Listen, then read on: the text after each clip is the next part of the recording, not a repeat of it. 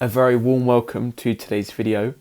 I'm going to explain functionalism in this one. I'll explain the theory and those three criticisms below. Just before I do so, I'd like to recommend you check this video's description. In the description are a number of free resources like practice questions that I've written and a link to my very own completely free course which will help you get the top marks for your technique. So your knowledge of the content might be really good. You may have watched lots of the videos that I've produced, but your technique might still be letting your grade down. If you're unsure on how to get the top marks with your technique, as I said, there's that free course there. That takes everything I've learned from years of tutoring and from my own experience getting the top marks as a student. It has loads of examples on there and it's completely free. You just need to click the link and you'll be able to find that course. I'm not looking for your email. There's no upgrades. There's no upsell, nothing. Completely free in the description. Let's get on and talk about functionalism. So this theory is from Putnam.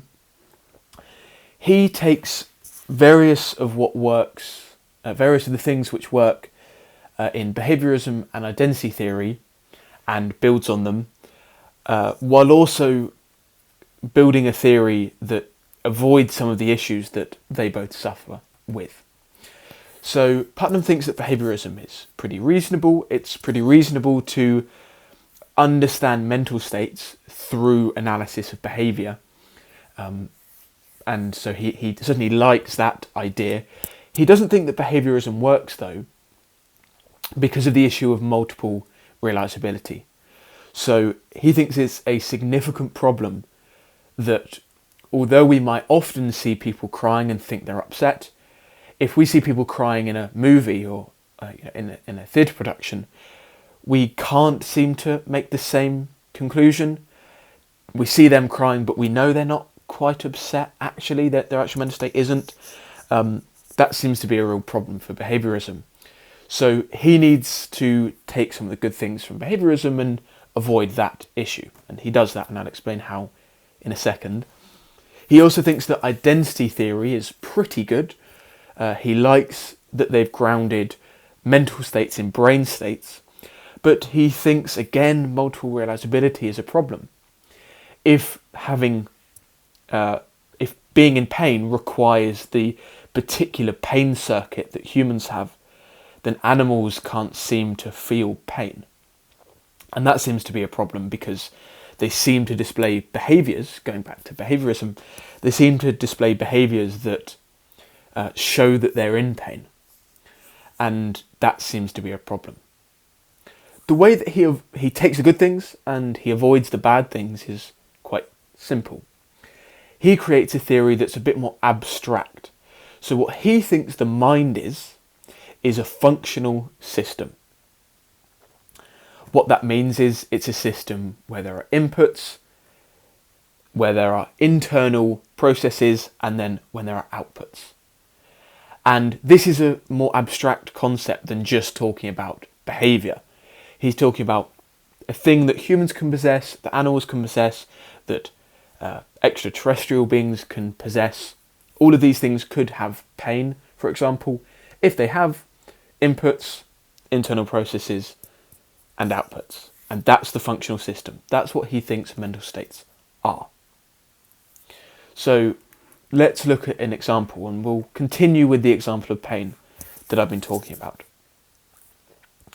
So creatures can experience the mental state of pain if they possess the appropriate kind of functional organisation. Okay, that might sound a bit weird, but it's really quite simple. So in this functional organisation thing, in this functional system, the system is going to include things like sensory inputs and motor outputs. So we have the senses, and then we have the actual movements, the motor outputs that happen. With pain, let's suppose that a limb is submerged in hot water. Those inputs are processed, so the nerves that can feel the pain, that's going to shoot to the brain. There's then this internal process which happens, which makes this theory much better than behaviourism. So if my hand is submerged in really hot water, I'm going to pull it out. And by pulling it out and maybe swearing, I show that I'm in pain. But if I'm in a competition with my friend, or if I'm a super Spartan, then I'm going to put my hand in, feel the pain, but not have that response to draw it out. The reason I do that is because of the internal process. I have a series of beliefs and desires, which means I have the pain, I have this sensory experience. The internal process dictates that I don't draw my hand out. That's the functional system that constitutes pain. That just is what pain is. It's that functional system. And so this is just like a Turing machine. So if you know what Turing machines are, we're just like biological Turing machines. I'm not going to explain that because I think it's slightly beyond the scope of what you need to understand. And it is a little bit complex if you don't know what Turing machines are and biological Turing machines. But that's functional systems. Functional systems, inputs, internal processes and outputs.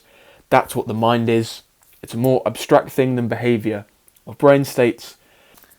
Now that we understand what functionalism is, we can move on to understanding the criticisms of it. The first criticism is from Ned Block, and it's the absent qualia critique. The argument can be summarised as follows. Premise 1, there is a qualitative aspect to our consciousness, i.e. qualia exists. Ned Block assumes this. It certainly isn't a given that qualia exists, but I certainly think that qualia does, and so I'm going to assume that qualia does exist. I'm going to assume that this premise is true. B, or premise 2, we can conceive of a fully functional system that lacks qualitative experience. This is really the argument, and what this means is we can think of a functional system that lacks qualia. And Block's example is going to try and explain this. And the conclusion is that we can have a fully functional system that cannot account for qualia. So Putnam can't really account for qualia with functionalism. Because we have qualia, functionalism is false. That's really the argument. The crux of this argument is that second premise, and I'm going to read this example below, and this is what Block uses to try and justify his premise. So he supposes that we try and convince China to realise the human mind for an hour. And each of the billion people of China are equipped with a special two-way radio that connects them to other people and to the human body. And that body is the one that they're going to try and embody. They're going to try and be the mind for this body. This special radio connects them to an input and output neurons. They're also going to have like a rule book or something, such that they receive a signal from the radio. So they receive, a sensory input from part of the body. The hand is being submerged in water. They receive that from the radio. They then check the rule book, communicate with other people, and then use that radio to communicate with that human body that they're controlling, such that they all do that at once. The human body draws their hand out of the really hot water because the rulebook dictates so. What they've created is a human mind. They have a fully functional system. The problem that Block is drawing out here is, although we have inputs, internal processes and outputs, we don't have qualia. There is nothing it is to be like the Chinese-headed system. This system has no qualia. And so something is missing from the functionalist account. If we think that qualia exists, and we accept the example, we seem to have to accept that Putnam can't fully account for qualia. There is no qualia in the system. There's nothing it's to be like this system. It seems even like the wrong question to ask. What is it to be like this Chinese system? There's no overall consciousness or qualia that's created by this functional system. That's a real problem. And that's what Bloch is trying to get at. The next criticism is from Rumelin, and it's about inverted qualia. I remember being really confused about this criticism when I was studying the A-level, so I'll do my best to make this nice and simple and clear. Let's assume we have a normal sighted person who sees colour completely normally, and then we have Penelope. And Penelope has red and green inverted. So when she looks at a strawberry, what she sees is a green fruit and a red stem. So it seems as if, that's conceivable. In Rumelin's paper, which you'll find in the AQA resource list for this unit, she explains that such people do actually exist. I think it's 1 in 10,000 or something. So these people actually do exist. So Penelope is real. And when Penelope sees the strawberry, she sees the inverted thing. So her qualia is inverted because when she's looking at the strawberry, she sees that green fruit, she's having green qualia. We look at the strawberry, we have red qualia. The problem for the functionalist is that in all ways, there is no functional difference between us and Penelope.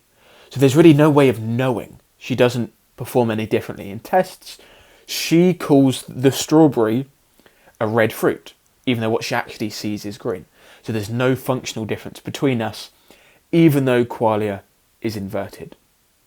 So I want you to notice that both of these criticisms, and actually the final criticism as well, are all picking up on qualia. Qualia seems to be the really big issue for functionalism. And you can then evaluate which issue is better, which is more convincing, which is making more assumptions.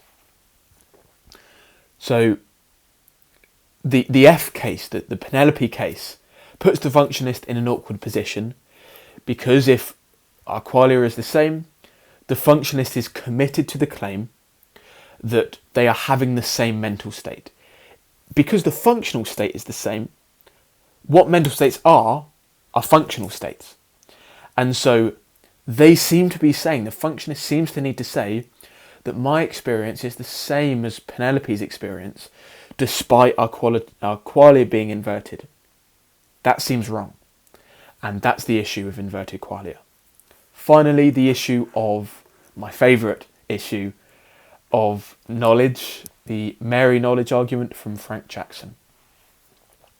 Jackson supposes, again, draw out the similarities between these arguments. All of them are asking us to do thought experiments, all of them are drawing out qualia.